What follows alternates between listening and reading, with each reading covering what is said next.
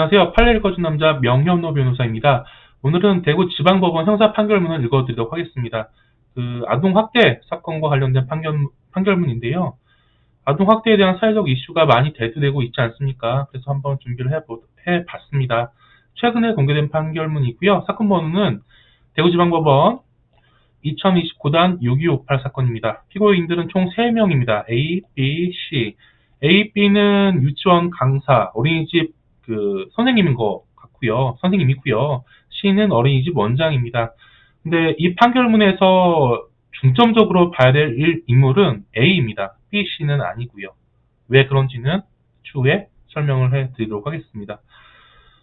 아주 어린 영아에 대한 학대 행위였기 때문에요. 아동학대 범죄의 처벌 등에 관한 특례법 위반, 그리고 아동복지법 위반으로 검사가 공소를 제기하였습니다. A가 어떠한 행위를 했는지 한번 보도록 하겠습니다. 자, 한번 읽어볼까요? 피고인 A. 피고인은 2019년 12월 19일 10시 15분경 어린이집 안에서 피해 아동이 다른 아동과 다투었다는 이유로 피해 아동의 양쪽 어깨를 양손으로 때리고 볼을 꼬집어서 피해 아동의 신체적 손상을 주거나 신체적 건강 및 발달을 해치는 신체적 학대 행위를 한 것을 비롯해서 2020년 1월 16일까지, 그러니까 2019년 12월 19일부터 2020년 1월 16일까지니까 한 달이 채 안 되는 기간이죠. 별집 범죄 일람표 기재와 같이 총 30일에 걸쳐서 피해 아동들 신체에 손상을 주거나 신체 건강 및 발달을 해치는 신체적 학대 행위를 하였다라고 검사가 공소를 제기한 것입니다. 자, 여기서 이 피고인 A가 어떠한 내용의 학대를 몇 차례 했는지 한번 보도록 하겠습니다. 자, 검사가 A를 기소하면서 A가 이러한 범죄 행위를 저질렀어요 라고 판사님한테 일러려고 이 범죄 일람표를 만든 것이거든요. 뭐 순번대로 쭉 나와 있습니다. 이 순번은 1번, 2번, 3번 해가지고 볼까요? 쭉 내리면 37번까지 있습니다. 그죠? 37번까지. 총 37회 했다라는 거예요. 학대 행위를요. 그러면 이 A가 어떤 상태에서 아이들을 때리고 학대했는지 볼까요? 자, A는 19년 12월 19일경에 1세 아이에 대해서 피해 아동의 양쪽 어깨를 양손으로 치고 왼쪽 볼을 꼬집었다. 같은 날 1세 남자아이에 대해서 피해 아동의 팔을 낚아채 잡아당긴 후 양손으로 피해 아동을 밀치고 양손으로 볼을 잡아채고 피해 아동의 손을 깨물듯이 행세했다. 다음 볼까요? 피해 아동의 팔만 잡은 상태로 피해 아동을 교실 구석으로 이동시켰다. 내려보겠습니다. 이런 거 계속 반복이에요. 아이들이 그냥 있는데 이 피고인 A는 피해 아동의 오른팔 갑자기 오른손으로 잡아당겨 이동시키고 이에 놀라 울고 있는 피해 아동을 돌보지 않았다. 중요한 거 볼까요? 왼손으로 피해 아동의 오른팔만을 잡아 상의가 올라간 상태로 피해 아동을 바닥에 질질 끌리게 하는 상태로 이동시켰다.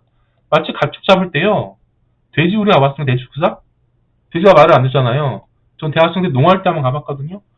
돼지가 이쪽 축사에서 이쪽 축사로 이동할 때 말 안 들으면 질질 끌고 갑니다. 때리면서. 지금 그거 한 거예요. 사람이 사람한테 한 게 아니겠죠. 사람이 아주 어린 영아, 남자 1세한테 이런 짓거리를 한 겁니다. 자, 이런 게 36개 반복되는데 더 놀라운 것도 있어요. 찾아보겠습니다. 자, 이거 보자 한번. 27번 순번.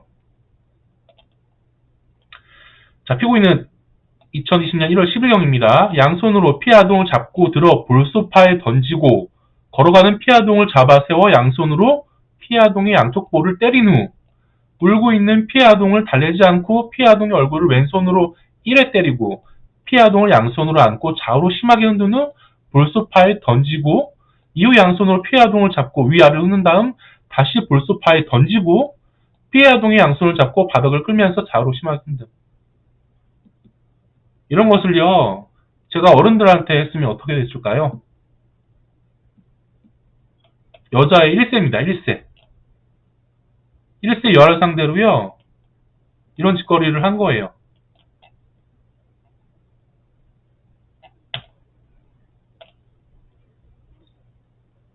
자, 제가 범죄 일반표를 보여드리면서까지 피고인 A가 어떤 행위를 했는지 알려주는 이유가 있습니다. 판결문 내용 때문에 그래요. 자, 한 달도 안 되는 기간에 36회에 이르기까지 아동들을 1세 이사에 불과한 아동들을 이렇게 학대했다는 것은 과실범일 수가 없어요. 고의범이거든요. 계획범이고 악의적으로 이렇게 한 거예요. 이 피고인 A는 아이를 때리고 밀치고 꼬집고 집어 던지고 하는 것들이 하나의 놀이였던 거예요. 여러분 사이코패스 아시죠? 사이코패스가 사람 죽인다고 사이코패스일까요? 아니에요. 타인의 신체 내지는 정서적으로 학대를 가하면서 거기에 그 사람들이 아픔을 느끼는 거에 대해서 공감해주지 못하고 즐기는 분들을 사이코패스라고 하거든요. 이 피고인 A는요, 사람만 안 죽였을 뿐이니 사이코패스인 거예요. 한 달도 안 되는 기간 속에서 자신의 직장에서 어린아이들, 1세 이사에 불과한 어린아이들을 밀치고 때리고 꼬집고 집어 던지고 이게 지금 정상입니까? 아니죠?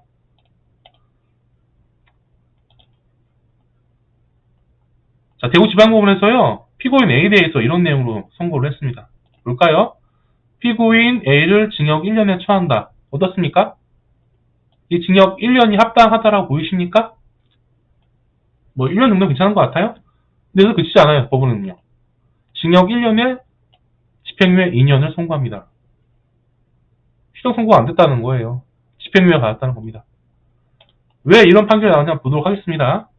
자, 양형 볼게요, 양형. 보시면 양형의 이유가 있습니다. 이 양형의 이유라는 것은요, 판사님이 왜 A에 대해서 이러한 선고를 했는지에 대한 설명이거든요.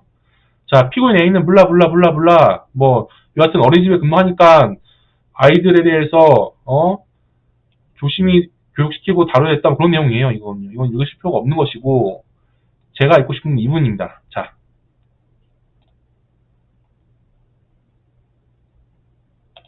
다만 피고인 A는 형사처벌을 받은 전력이 없는 초범인정, 범죄 사실을 모두 인정하면서 깊이 반성하는 태도를 보이고 있는 점. 자, 이 두 가지는요, 어떤 형사 사건의 판결문을 보든 타기자 되는 거예요. 초범이라고 한다면. 그래서 이건 문제가 안 됩니다.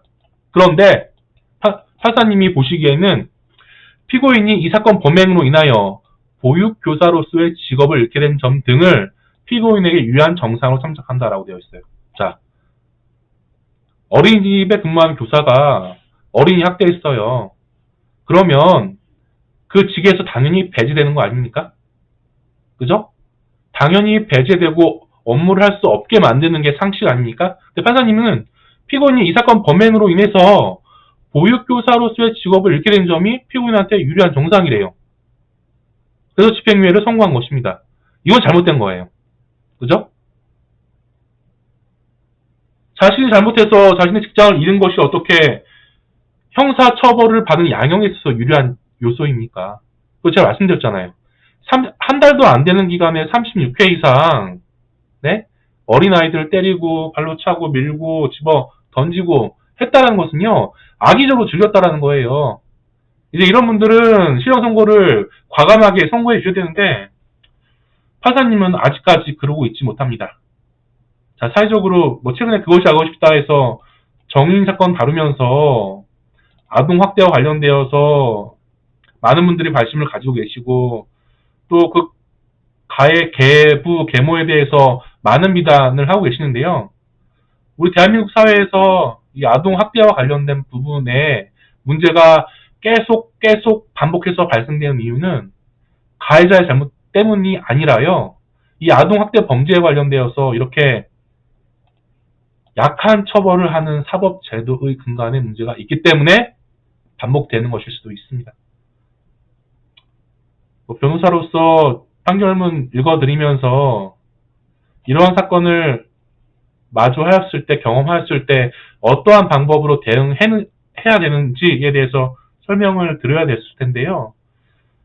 이 판결문을 읽고서 너무 저도 이해할 수가 없고 상식에 부합하지 않는 결과가 나와서 조금 감정된 그 표현을 한 것 같습니다.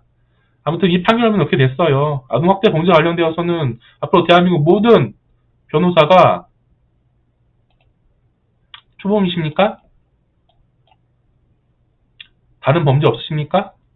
기피 반성하고 있죠? 그럼 집행유예 만들어줄 수 있습니다. 라고 상담할 거예요. 이 판결문을 기준으로 한다면요. 그래서 아쉽고 그래서 부끄럽습니다. 마치도록 하겠습니다. 감사합니다.